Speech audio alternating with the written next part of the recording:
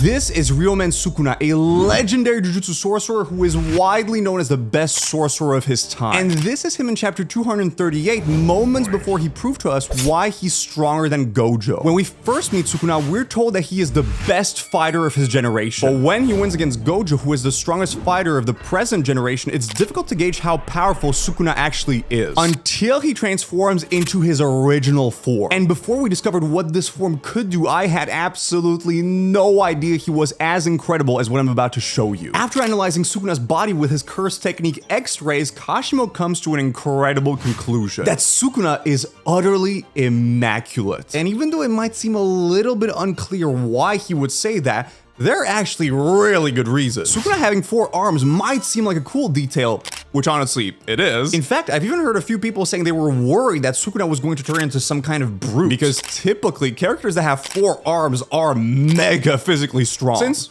you know, they literally have twice the amount of arms they can hit you in the face with. But the reality is that Sukuna is actually an extremely skillful sorcerer that uses these 4 arms to exponentially increase his abilities. And even though he might not look as sleek or as traditionally handsome as he did before, his body is now basically forged to be a sorcerer. Okay, check this out. On this panel, you can see that he uses 1 pair of arms to make hand signs. And here you can see that in combination with the mouth located on his body, he can chant incantations at the same time. But the crazy part is that he's able to do all of this with absolutely no strain on his heart or lungs. This is perfectly exemplified right here, where he starts by dominating Kashimo in a hand-to-hand fight, and immediately proceeds by using Dismantle, which is reinforced by the mouth that's on his stomach. And you know what? He's even generous enough to tell Kashimo to just move out of the way. Just a friendly reminder that at this point, Kashimo has his curse technique on, which should, in theory, make him so much more powerful. And the new Dismantle is so freaking powerful that it creates a hole that's deep enough for us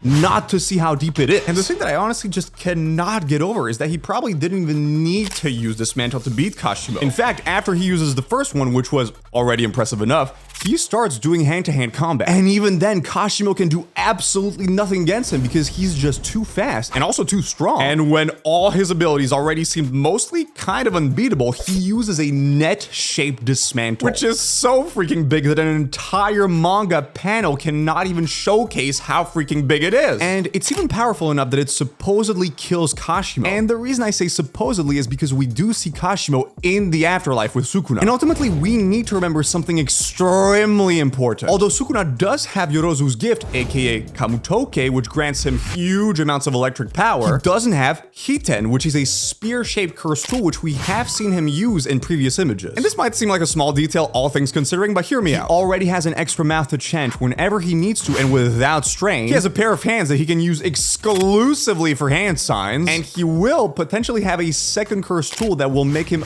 unbeatable in close quarters combat. With chapter 238, Sukuna has officially become the most powerful sorcerer of all time. And if you want to know more about incredible JJK characters just like him, this video will show you exactly what you want to see.